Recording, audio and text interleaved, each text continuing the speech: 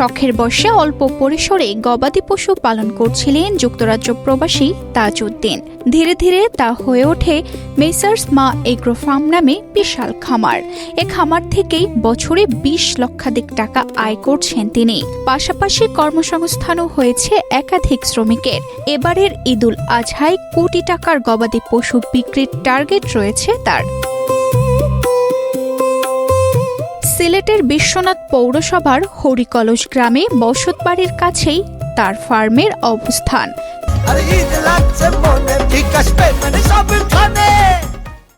চার দেওয়ালের ভেতর আধা পাকা টিনের চালার ঘরে পৃথক শেডে সারিবদ্ধ রাখা বিভিন্ন জাতের একাধিক উন্নত গবাদি পশু আর খামার দেখভাল করছিলেন প্রবাসী উদ্যোক্তা তাজউদ্দিন ও তার সহোদর খামারের পরিচালক সালাউদ্দিন। আমি পয়লা ছোট হরি খামার করছিলাম, মনে হয় 20 লাখ টাকার ভিতরে করছিলাম। বাদে আমরা কিছু বড় গরু তোলাবাদ থাকি অঙ্ক আমরা কমিলে সব ধরনের গরু আছে, যে কোনো বাই আইলে মানে ছোটো বড় সকল কোনো গরু আপনার পারতাম না। এর বাদেও চাইনানি ওয়াইট করে নিতা আমি দাম চাই বস্তু মনের সন্দেহ তাকে বলে আমরা হইলাম 4 কেজি, মানে মানুষ লগে তাহলে হইব 2 কেজি 2.5 কেজি। এই ধরনের কোনো সন্দেহতা নাই। আমার মেশিন আছে, আমার মেশিনও মাইফিয়া জেলা একুরেট মাইফিয়া আপনার মনের সন্দেহ মিটাই নিতে পারবা। ইচ্ছা আমরা কোনো 2 নম্বরে কোনো কারবার নাই। আর এখানে যায় জামলার আমরা এখন তা নাই। আমরা খামারের পরিচালক সালাউদ্দিন বলেন, বছর জুড়েই তাদের খামারে গরু বিক্রি হয়। বর্তমানে উপজেলায় সবচেয়ে বড় গবাদি পশু তাদের খামারেই রয়েছে, যার আনুমানিক বাজার মূল্য ধরা হচ্ছে 6,50,000 টাকা। আসলে বিশ্বনাথ উপজেলা মাঝে আমি আসলে বড় গরু হিসাবে মনে লক্ষ্য আমার ফার্মও মনে করো আমার কাছে আছে বড় গরু আছে। ওখান আমার কাছে বড় গরু আছে বলতে একটা আমরা আসলে বাজারের টিভি চ্যানেলের মাধ্যমে আমি চাইলাম আগে ধরলে অতিরিক্ত দাম করিয়া কাস্টমারে হয়রানি করিয়া লাভ নাই।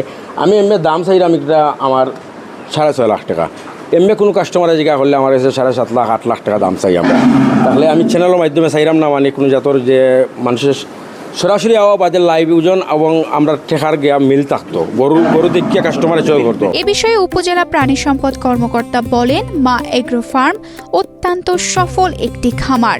এখানে উন্নত জাতের গবাদি পশু রয়েছে। প্রাণী সম্পদ অফিস থেকে তাদের সার্বিক সহায়তা ও পরামর্শ দেওয়া হয়। ওনাদের খামারটা শুরু হয়েছিল প্রায় 8 বছর আগে। তো এবং তখন কিন্তু দেশীয় পদ্ধতিতে একদম দেশি যে গরু যেগুলো আছে ব্রিড, এগুলো তারা লালন পালন করতেন।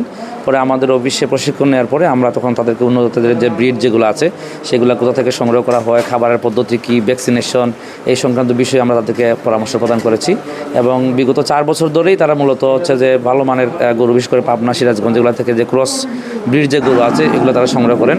তো এই মুহূর্তে আপনারা দেখতে পাচ্ছেন যে এই খামারে প্রায় 30টা গরু আছে এবং গত বছরে তাদের এরকম প্রায় 80 থেকে 90 লক্ষ টাকার মতো একটা ট্রানজ্যাকশনের ইয়ে ছিল এবং এই বছরে প্রায় 1 কোটি টাকার উপরে তাদের ট্রানজ্যাকশনের পরিকল্পনা আছে।